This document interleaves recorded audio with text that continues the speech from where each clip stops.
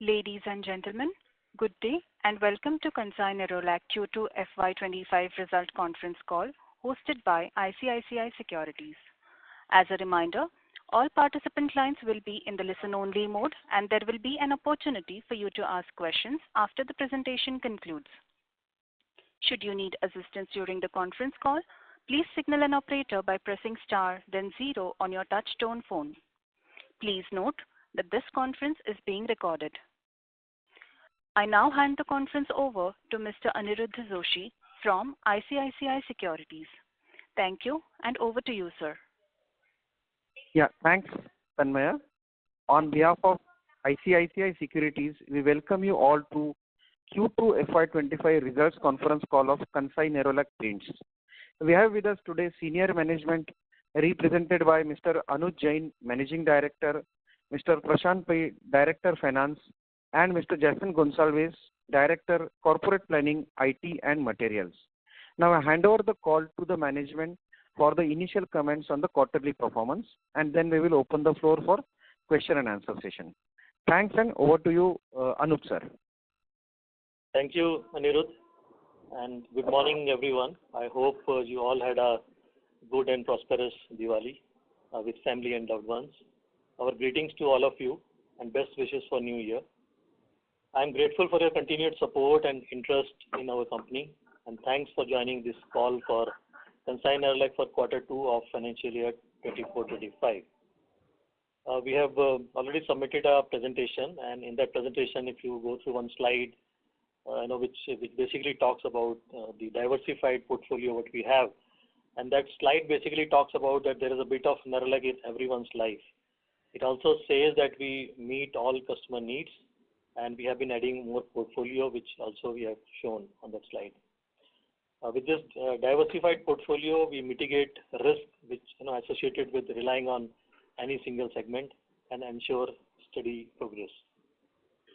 As we have been speaking in the past, that we remain a number 2 consumer brand, and our strength is technology, Japanese technology, leadership in automotive and powder coating, and in decorative we have been leveraging Jingle and Paint Plus, taking the advantage of again Japanese technology. That also we have been doing, and this basically gives us a combination of logic and magic, because logic is the technology and magic is all about our jingle and the connect with the consumer.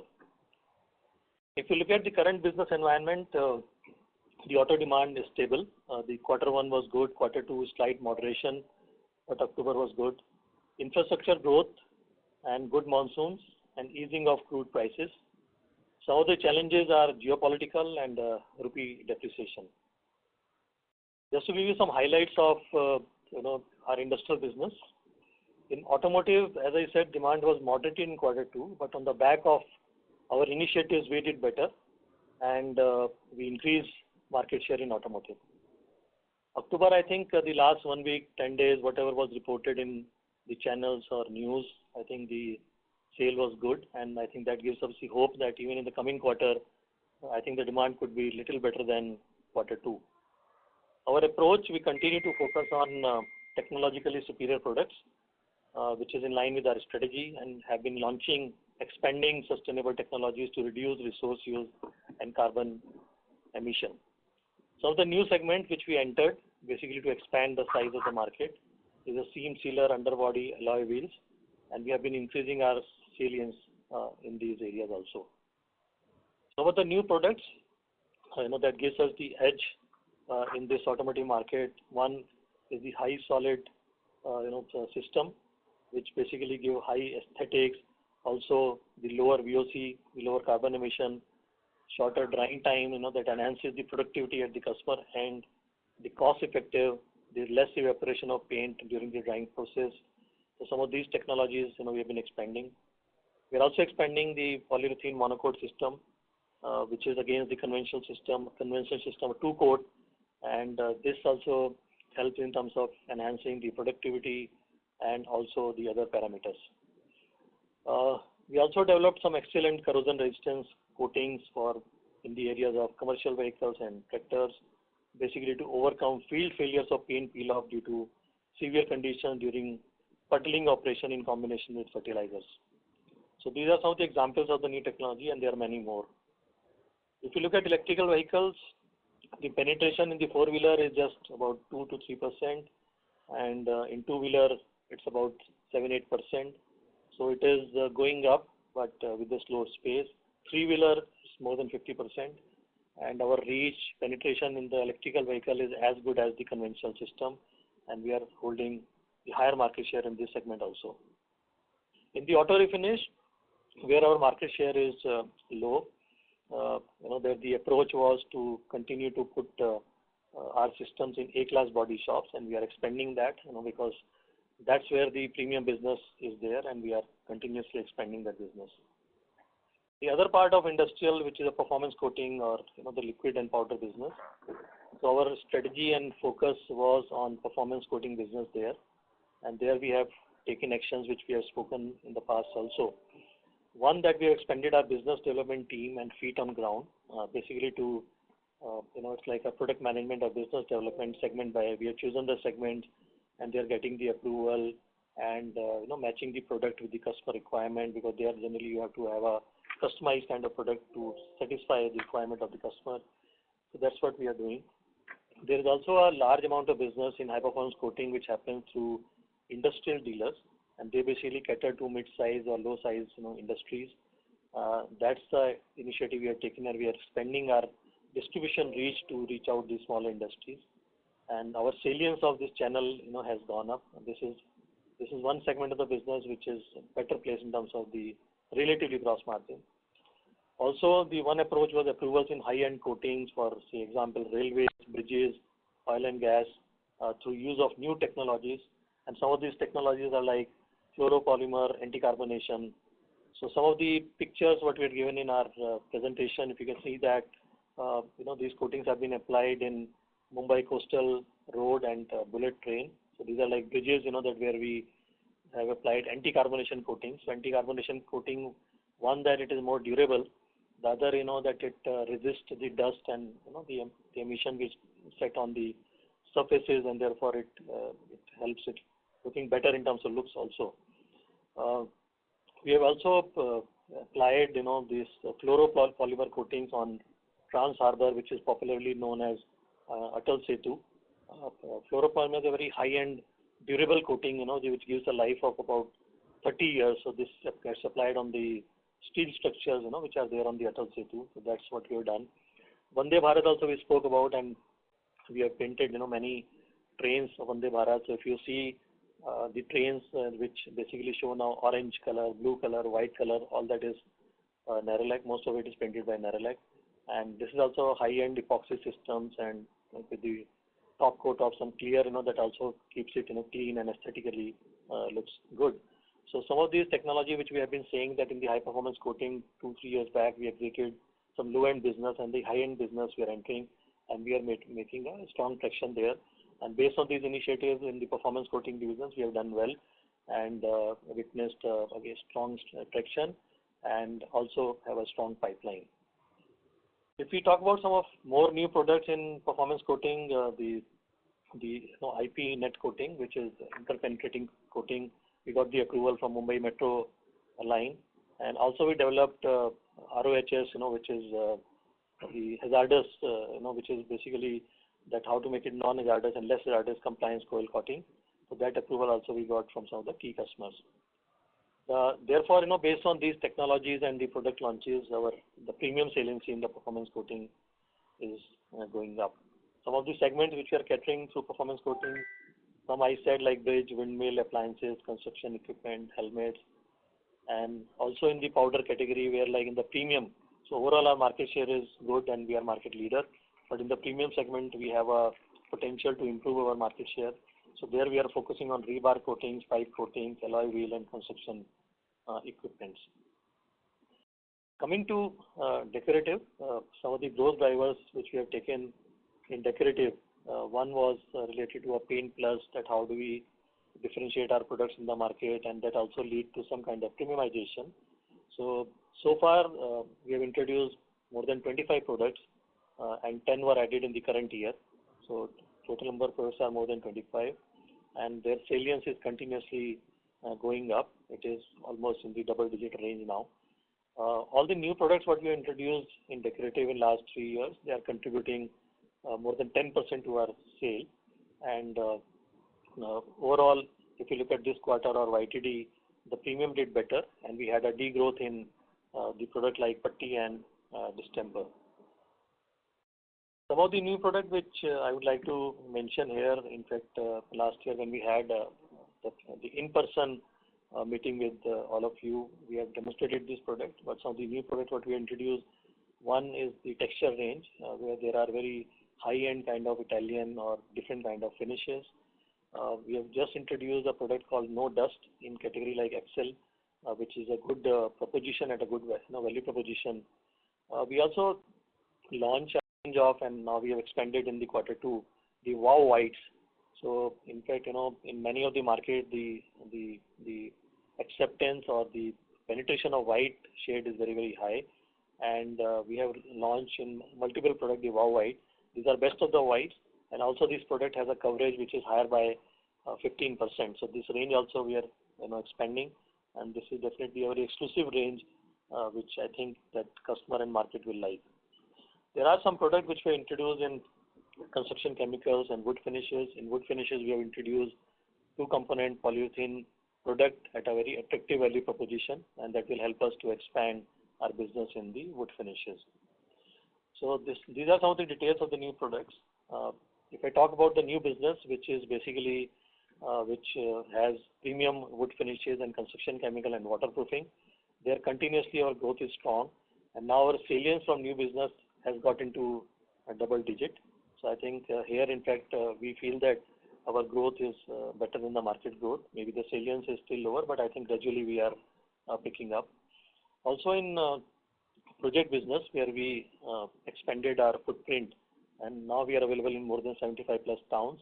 There also, in fact, we are continuously growing in double digit and doing better than the market. And our salience, though it's under index, but continuously it is going up. And I think as a matter of time that we'll be able to catch up with the market salience also in this business. The other part of decorative strategy was focusing on influencer and services. So 2 years back, we introduced next-gen painting services and the architect program, which we called Illuminati. That program we have introduced, and there, in fact, we are making up continuous progress now. And as of now, in fact, our about 3% or more than 3% business contribution has started coming from this initiative alone. This initiative, especially the services, today, in fact, we expanded, and we are serving a large number of cities. The architect registration program continuously, quarter on quarter, we are increasing the number of architects which are enrolled with us.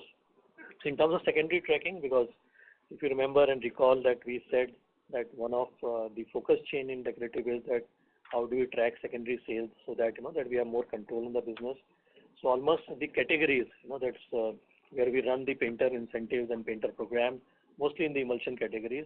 There, in fact, today the secondary tracking has crossed more than 40%. Number of painters are expanding, and today we have a good number of painters with us, and the team feet on street who is connecting with this painter, demonstrating the product and helping them out to get the business and sites. At the dealer front, distribution front, basically to give a better retail experience, we started the initiative called Next Gen Shoppy and Shop in Shop. In fact, we have also introduced the system called Nix, which is basically a kind of spectrophotometer. It's AI enabled, where it is able to advise and give consulting in terms of the shade combinations what customer can go for. We have got a good response from the customers, and today the Next Gen Shoppy, along with this Shop in Shop model, about 250 are already in place in the market. In terms of general distribution expansion, we have added about 2,000 plus dealers, and we are continuously looking for the expansion, and we have an objective in mind for the year. As of now, we are on track related to that. So coming to the general performance, for the quarter, the top line was up by around 1%, EBITDA is down by around 20%, and gross margins down by 1.7% if we compare with the quarter 3 of last year. But if you compare with the quarter 1, then it was down by 3%. There are primarily three reasons for that. One is the change in revenue mix, because as you know that we are generally 55% decorative, 45% industrial, but because the industrial growth is higher in the quarter, so the mix is in favor of industrial, and in industrial the material cost is higher. So that's one main reason why there is a change in the gross margin. The second reason is the residual impact of price reduction which happened last year. So that is second reason. And third is some material inflation. So material inflation has continued till August. From September, we are seeing softening of raw material, but that impact is there, and partly we have been able to mitigate through cost reduction effort, but there is some impact of material inflation also.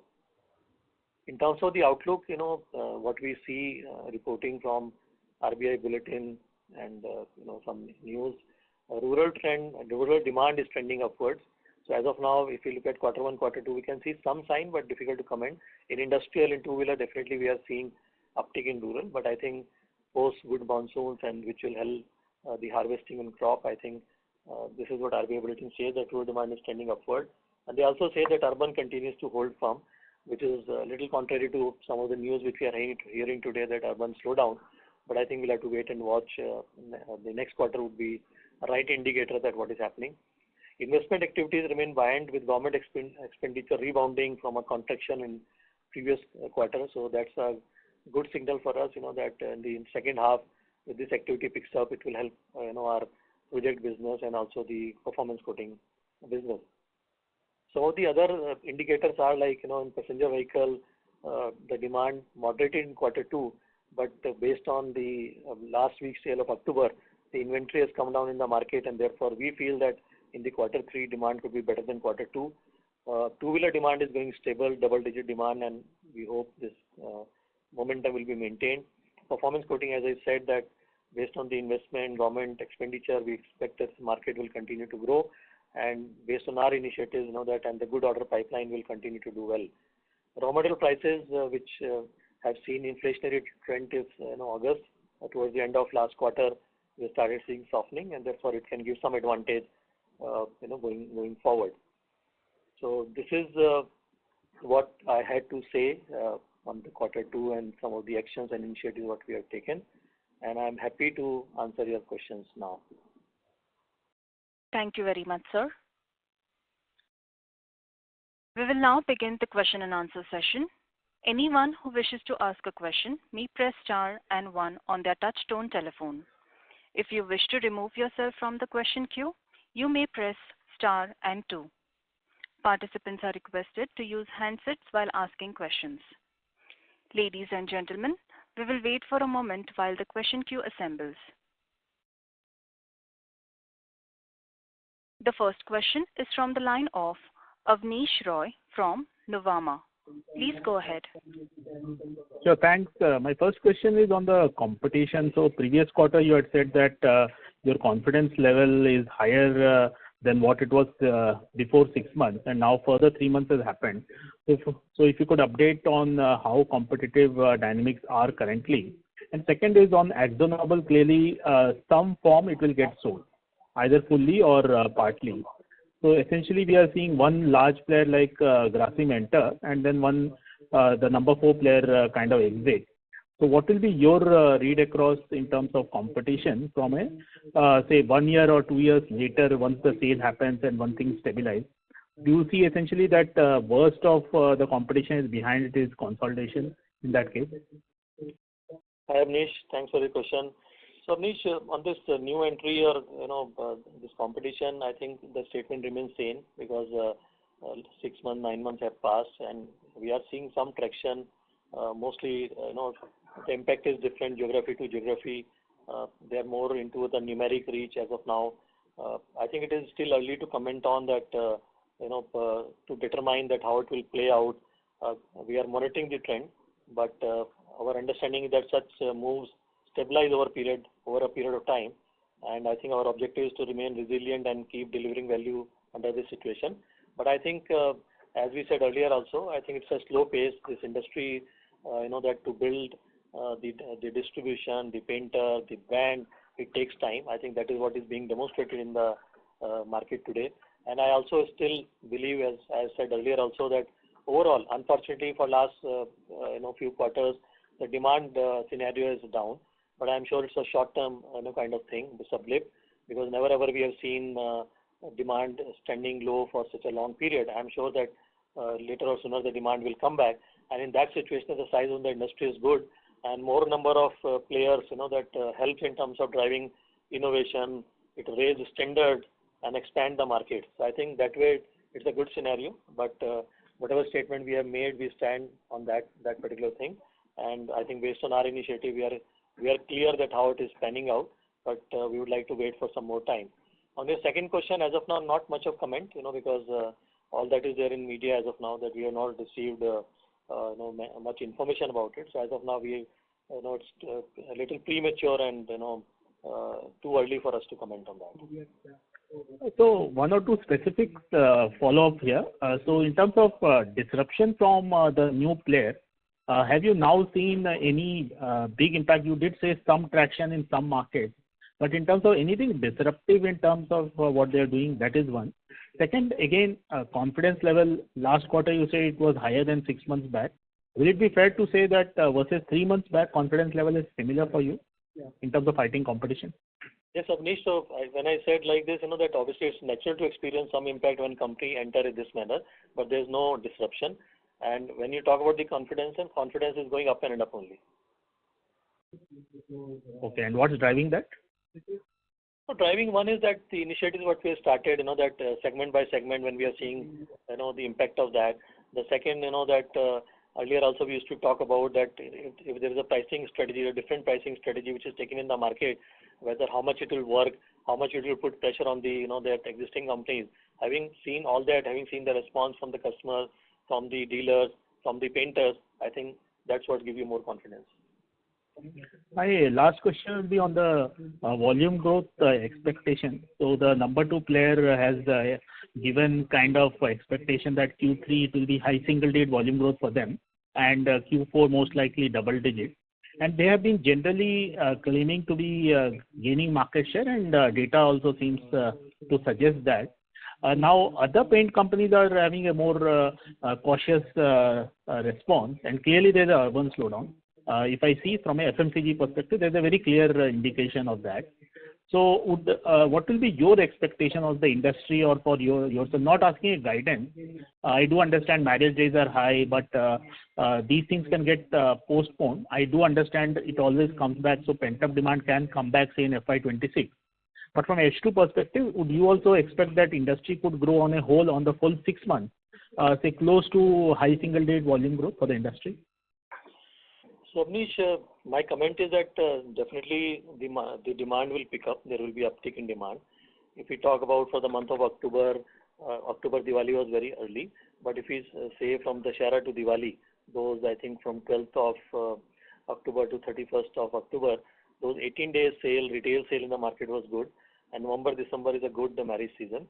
So on back of it, we definitely feel the demand will go up and gradually it will pick up. So third quarter it will be better, fourth quarter it will be further better.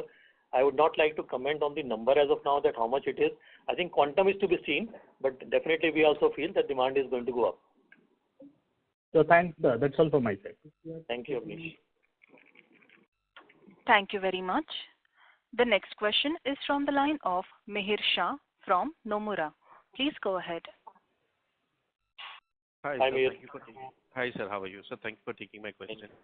So with the change in industrial portfolio by entering into the high-end premium, segment paints in auto and performance coating, and given last year you had exited the low-margin products, can you share how much improvement was witnessed in the industrial margin? And now, with the saliency of the new launches, new products increasing, ideally they should have increased. But can you also share what is the difference, in margins versus deco and industrial paints currently? So Mihir, generally, one is that the margins of decoratives are always higher. But in case of industrial, with the change in the strategy, and technology, the product, the premium. So if you remember, if you see the history, one, that industrial used to be more cyclical, and second, there used to be high volatility when it comes to the margins. So what we are able to do with these changes, one, that that it gives the confidence that the company can reduce the volatility, and on the sustainable basis, one can maintain the double-digit margin. So I think with this steady change, this is what we are able to do. So some of the dynamics of the industrial market remain, which we used to handle earlier also, now also. But with these changes, I think we can produce more sustainable results. So that is one thing. And what was the second question, Mir? The difference between industrial and auto used to be about 5%. Has that decreased with all these changes? Marginally you can say. But they said that generally, if you see at the gross margin level, always decorative margins would be higher. But when it comes to the EBITDA level, because in decorative there would be expenditure on marketing, sales promotion, and all those things. So I think at the EBITDA level, it has reduced. Got it, understood. Secondly, sir, would you still hold your guidance for maintaining margins for the full year? And how should one think about margins over the next 2 to 3 years? Especially given the change in portfolio mix that we are seeing from your side, and including the competitive intensity that is there in the market. So, see, if Mihir, when we started the year, obviously we had an estimate of top line growth, and obviously as we have seen the Q1 and Q2, the growth was lower than that estimate of the industry growth. And even if there is expectation that third quarter, fourth quarter, the demand will pick up, I think overall growth of the year, the top line growth is going to be lower than what we estimated. To that an extent, there is expected to be some impact on the bottom line. But I think we have been talking about that our endeavor is to maintain the margin in the range of 13 to 14%. I think we still stay with that. It may be because of the lower revenue growth. It may be in the lower side of that range. But we still, our endeavor is to remain in that range. Got it, sir. So lastly, I wanted to check on two fronts. One is the differentiated portfolio. I believe it's about 10%. How should one think about the differentiated portfolio over the next 2 to 3 years? Will that go up by about 15%?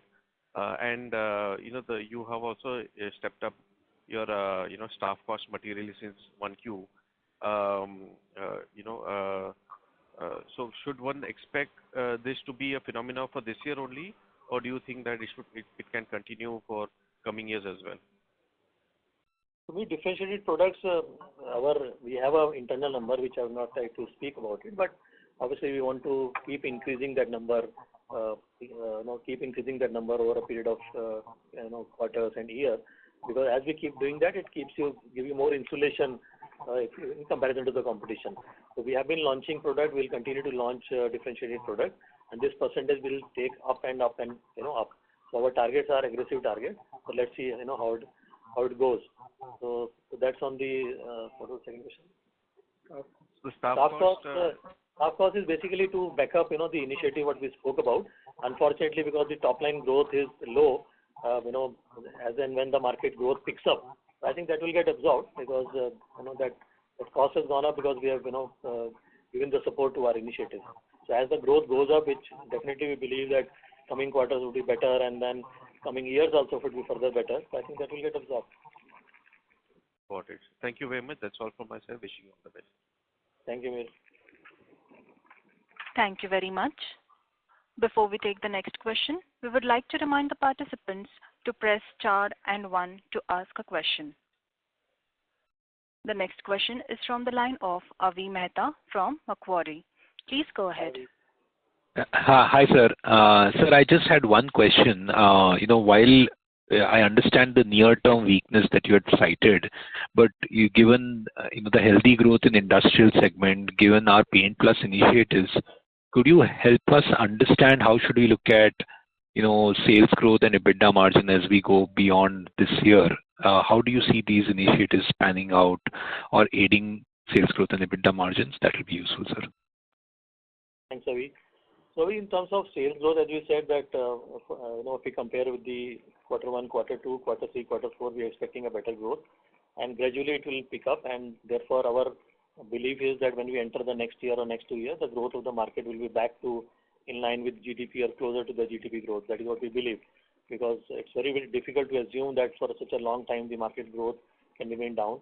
Rural market is showing some kind of positive scenario in industrial, and I'm sure with this after good monsoons, it will show in the decorative also. In the urban, we believe that, maybe like, FMCG is saying urban demand is low, but if you see in paints today, the project is doing well and project penetration in urban market is very, very high. So to that extent, I think, even the urban market in the paint industry will hold the demand. So I think we feel positive that the demand will pick up, and if you see next year or next 2 years, demand will be back closer to the GDP growth. And in terms of our bottom line, I think that 13 to 14% we maintain. That will definitely be based on these initiatives that remain our range. And there we have factored the effect of any new competition also. And if the effect of the new competition is less, it can become better. Otherwise, that whatever we have seen in the market, whatever is visible, that we have factored, and therefore that range remain intact. Got it, sir. And sir, when you say, I understand the industry growth will probably move towards closer to GDP growth, but how would you see it playing out for us? Would you expect us to continue growing ahead of the market, or is that how I should kind of build in? So if the industry is growing closer to GDP, we would be slightly ahead of that. Is that a fair assessment? Avi, that's our internal target always. And in fact, 2-3 years back, I think in some of these segments, we were not doing that okay. Our growth was a little lower, and some initiatives we have taken, and today we are seeing the result in the new businesses or in the project. And because we are under index, so I think some difference has been there because of salience part. But at the segment level, I think we have seen that continuously, gradually, we are getting the result. And even if we are able to continue this particular pace, I think it's a matter of time, slowly, gradually, because that will be sustainable and resilient. I think, we should be able to cross market growth. Okay, sir. Perfect. That's all from my side. I'll come back in the queue for other questions. Thank you. Thank you very much. The next question is from the line of Darshit Vora from Asit C. Mehta Investment Intermediates. Please go ahead. Hello. Am I audible? Yes. Yeah, hi. Thank you for the opportunity. And I have a couple of questions. Some part of that has already been answered. But with respect to premiumization trend, so what are your thoughts on the continuation of the trend? Is it going to be as it has been guided, or do you see and what do you think about the product mix that is going to change with respect to more premium segment products doing well and that entering into the volume numbers? Okay. So premiumization, I think last few quarters we have been seeing that the salience is going up, and I think that trend will continue. And when the premium salience goes up, there are two things. One, the sale of premium itself is going up. Second, I think in the economy segment, the sale is little muted. Now, there may be a possibility that when the rural market pick up, the economy segment or popular segment also start doing well.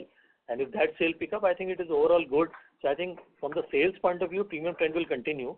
From the salience point of view, if the economic category picks up, so at least the saliency could be maintained. So that's my answer to that. Okay. And with respect to the gross profit margins, when do you see them returning to the previous higher levels? Previous higher levels in the sense that, as I said, that for the EBITDA margins, what we are looking at is in the range of 13 to 14%. And the gross margin, as I said, that in our case, quarter-on-quarter basis, because of the business mix, the revenue mix, it keeps on changing. But at the segment level, if we see, ultimately the right indicator is at the year end.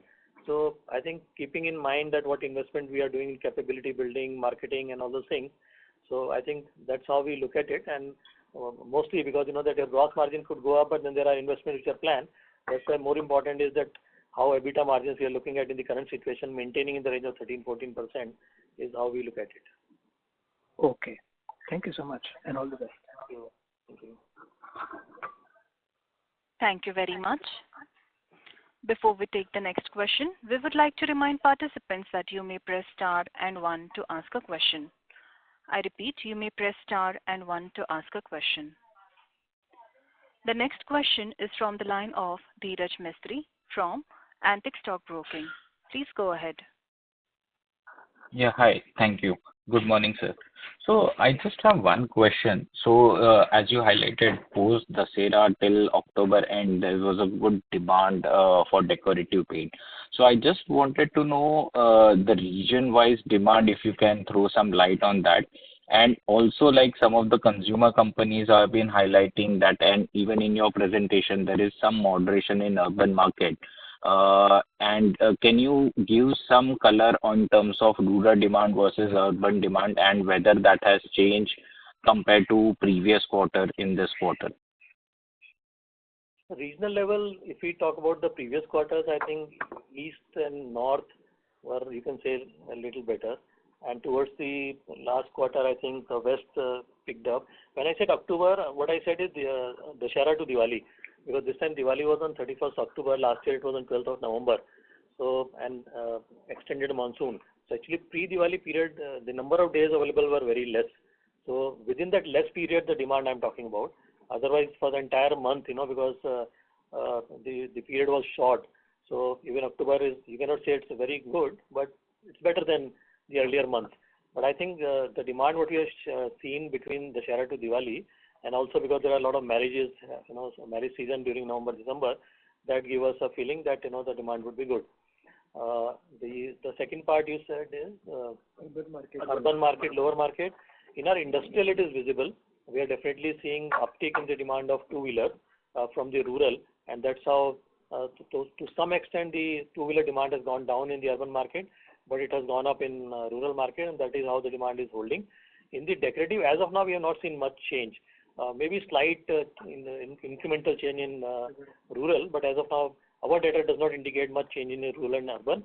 I think next quarter would be a better period, after the monsoon, how it pans out. So I think we'll have more clarity, in the next quarter on that. Got it. Thank you. That's it from my side. Thank you very much.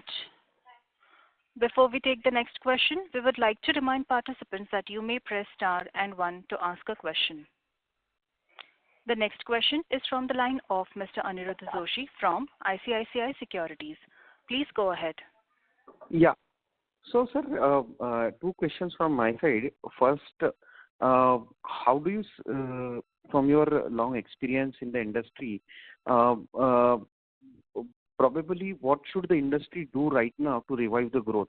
Is it the more discounting required, or is it the more brand building efforts will be required, ad spend, etc., or more trade push will be required? So essentially, what should the industry do to get out of this lull period? And again, means at least we have not seen any such prolonged slowdown period in the paint industry. So probably what should be the guidance in terms of, let's say, at the industry level in FY26 for the in a way revival in the industry?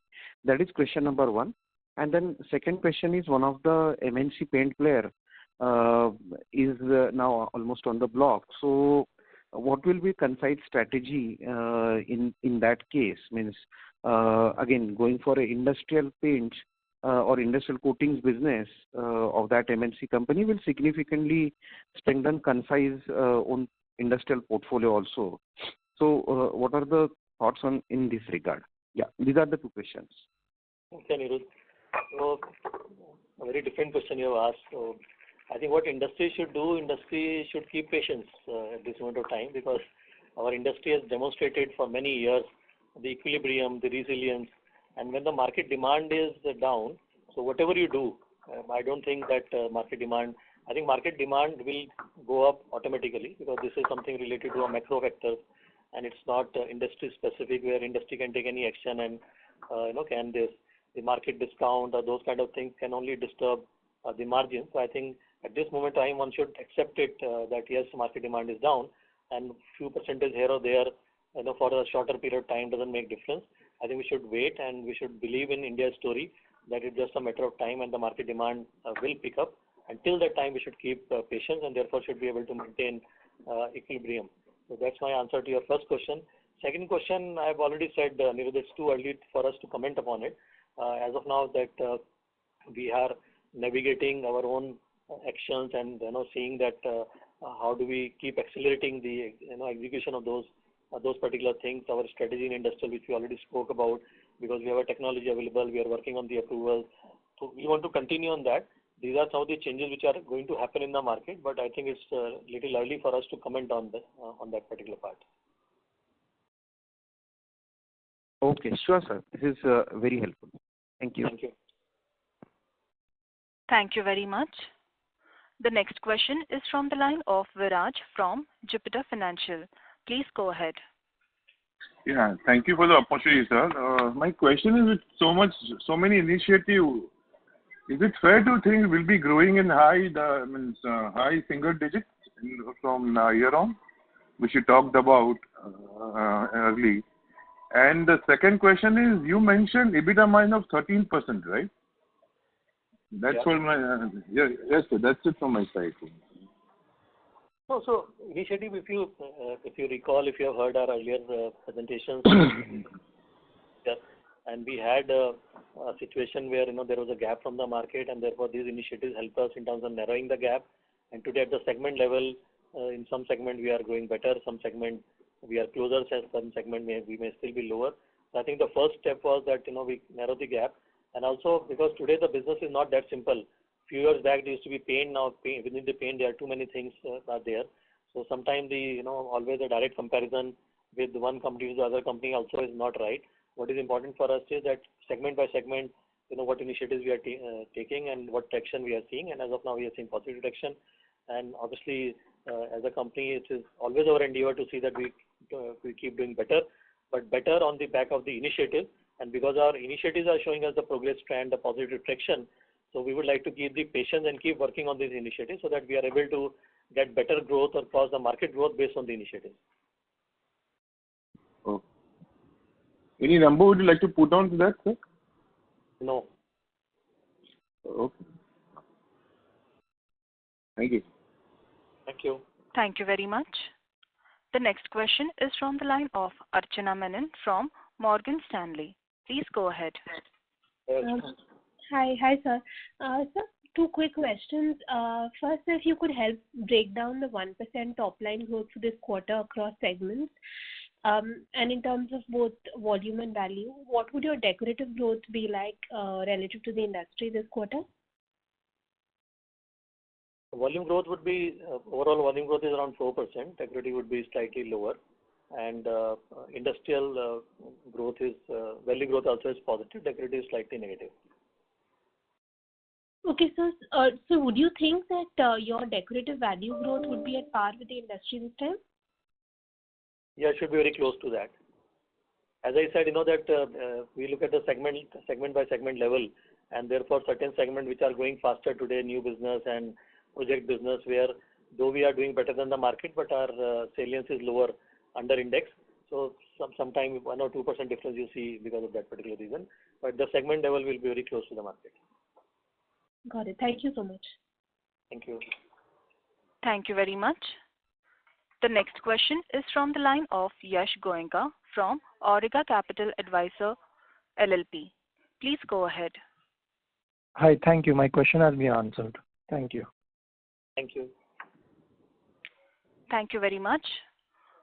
The next question is from the line of Mihir Shah from Nomura. Please go ahead. Hi, sir. Thanks for the follow-up question. Welcome back, Mihir.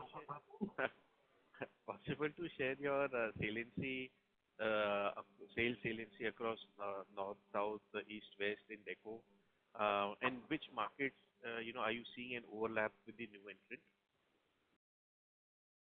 Saliency, I have not talked about the numbers, but our saliency is very high in north, followed by east, followed by west, and followed by south. South we are a weaker player.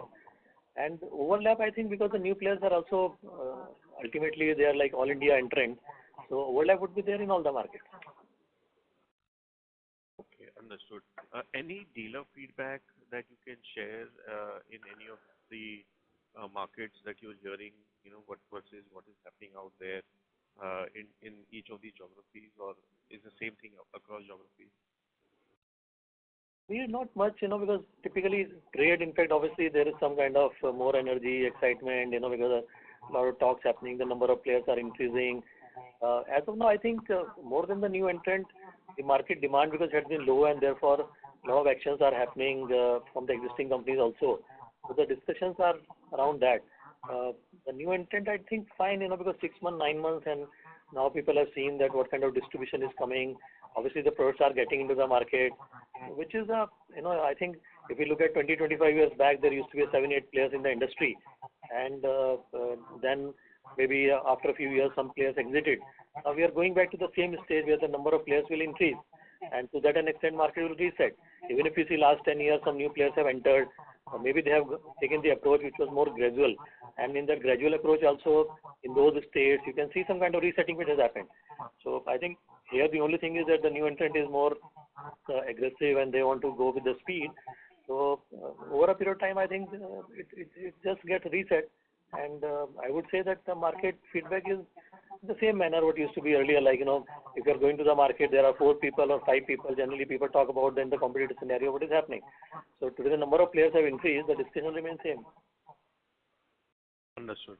Yeah, because when the product launch happened, the pricing was not materially different. In fact, we understood that certain geographies, the 10% additional volumes were also kind of taken back, while in certain other geographies they continued. Also, secondly, not much of disruption was seen in the dealer margins. Lastly, one was expecting that during the festive, while there was a new ad campaign from their side, one was expecting, some more firework, on in the festive season, but that was also not witnessed. So that is why had it been so simple, anyone could have done it. It had been so simple, because the band, that firework, or that cannot happen overnight. And this is what we've been talking about it. We respect the entry of any new player in this industry.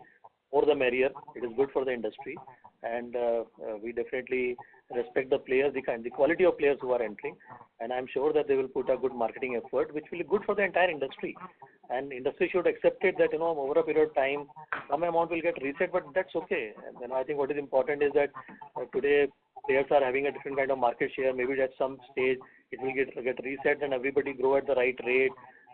Grow at the right rate in terms of top line and bottom line. That is how we should look at it. It doesn't happen, overnight. And nothing happen overnight. got it. So thank you for that. Again, wishing you all the best. Thank you, Mir. Thank you very much. As there are no further questions, I would now like to hand the conference over to the management for closing comments. Please.